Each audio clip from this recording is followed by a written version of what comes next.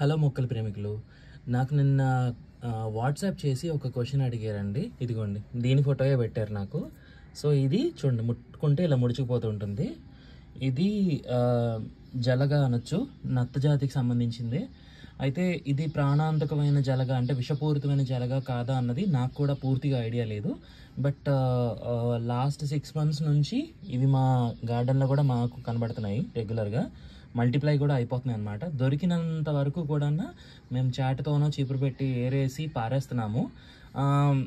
నార్మల్గా ఇప్పటి వరకు అయితే ఉన్న విషయం మాట్లాడుకోవాలి. ఇప్పటి వరకు ఎవరికి ఏ హాని అయితే చేయలేదు. ఇవి మొక్కల్లో అలా అలా తిరుగుతూ ఉంటాయి. వర్షం పడినప్పుడు ఎక్కువగా కనిపిస్తూ ఉంటాయి, కిందకు వచ్చి తిరుగుతూ ఉంటాయి. అండ్ మనకి చాలా స్లో మూమెంట్ ఉంటాయి అన్నమాట. ఇవి కూడా ఒక రకంగా చెప్పాలంటే నత్త జాతికి సంబంధించినవే. వాటి పైన ఒక షెల్ లాగా ఉంటుంది, వీటికి ఉండవు.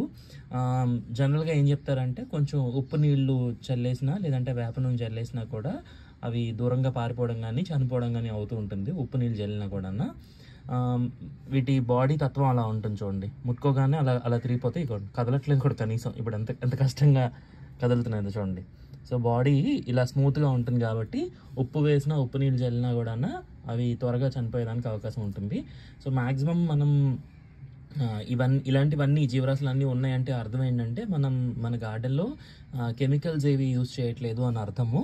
వర్షం పడినప్పుడు మాత్రం ఇగోండి ఇలా రోకల్ బండ్లు, వాటిని ఏమంటారు, మిల్లీపెడ్స్ అంటారు కదా.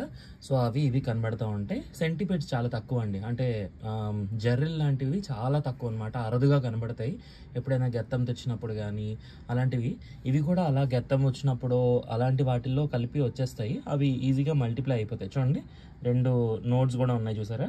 ఆల్మోస్ట్ మనకి నత్తగొళ్ళు ఎలా అయితే ఉంటుందో వాటిలాగే వెళ్తూ ఉంటాయి. అండ్ అవి నడిచేటప్పుడు కూడా పాపం చూడండి ఇలా లైన్స్ ఫామ్ అవుతూ ఉంటాయి అన్నమాట. సో నాకే అసలు ఏం చేయాలనిపించదు వాటిని, సో అలా వదిలేస్తూ ఉంటాం. సో ఇది వీటి గురించి. ఒకవేళ మీకు అవి ఇబ్బంది అనిపించింది అంటే, ఎక్కువ అవుతున్నాయి అన్నప్పుడు ఏదైనా ఇబ్బందే కాబట్టి తీసి పారేస్తూ ఉండడం, లేదంటే ఉప్పు నీళ్ళు చల్లడం, లేదంటే వేప నూనె సోప్ వాటర్ కలిపి చల్లడం వల్ల వాటిని నివారించవచ్చు అన్నమాట. సో ఇలాంటి మరిన్ని గార్డెనింగ్ అప్డేట్స్ కోసం please do follow organic Prabha.